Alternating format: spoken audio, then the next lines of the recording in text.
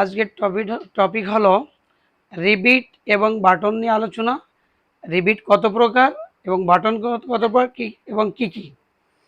যেমন এটা ছোট প্যান্ট হোক বড় প্যান্ট হোক, এখানে রিবিট লাগানো হয়। রিবিট রিবিট কয়েক ধরনের আছে, সেম বাটনও কয়েক ধরনের হয়।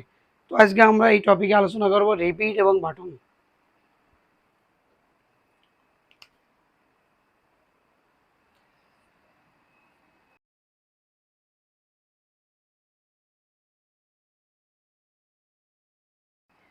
Three kinds of rivet. Rivet তিন প্রকার।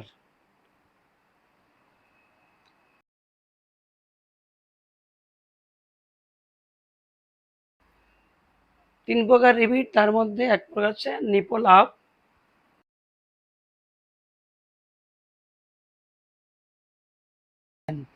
Nipple down. তিন নম্বরে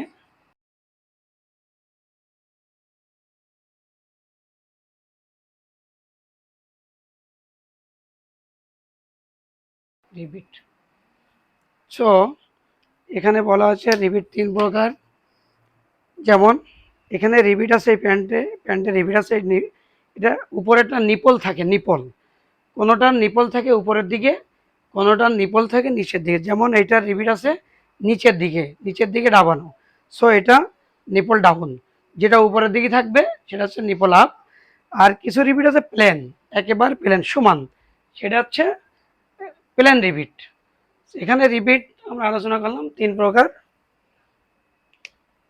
এক্সাম্পল আমরা বলতে পারি এরকম নিপল আপ, নিপল ডাউন এবং রিবিট। তো এখানে আলোচনা করলাম আমরা রিবিট সম্পর্কে। এখন আমরা আলোচনা করব বাটন সম্পর্কে। বাটন কত প্রকার ও কী কী।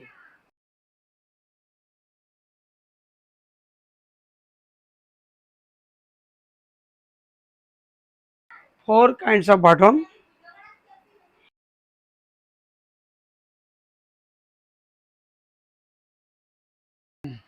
প্লাস্টিক বাটন, দুই নম্বরে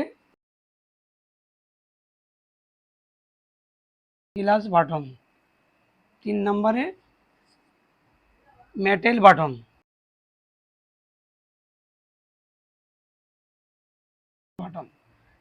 চার নম্বরে উড বাটন। তাহলে আমরা পেলাম এখানে চার প্রকার বাটন। একটা হচ্ছে প্লাস্টিক বাটন, প্লাস্টিক বাটন হয় প্লাস্টিক দিয়ে তৈরি। একটা হচ্ছে গ্লাস বাটন, আর একটা হয় গ্লাসের তৈরি। আর এখানে আছে মেটেল বাটন, ধাতব জাতীয় জিনিস দিয়ে তৈরি বাটন। আর লাস্টেরটা আছে এখানে উড বাটন। উড বাটন মানে হচ্ছে, উড মানে হচ্ছে কাঠ, বাটন মানে বাটন। তার মানে কাঠের কিছু বাটন আমার লাইফে আমি কয়েকবার দেখেছি। স্কার্টের বাটন, এটি কাঠ দিয়ে তৈরি হয়, যদিও এখন কাঠের বাটনের ব্যবহার অনেকটা কম। তবে এই চার ধরনের বাটন সাধারণত চলে, তবে এই উড বাটনের ব্যবহারটা খুবই কম। আশা করি সবাই বুঝতে পারছেন।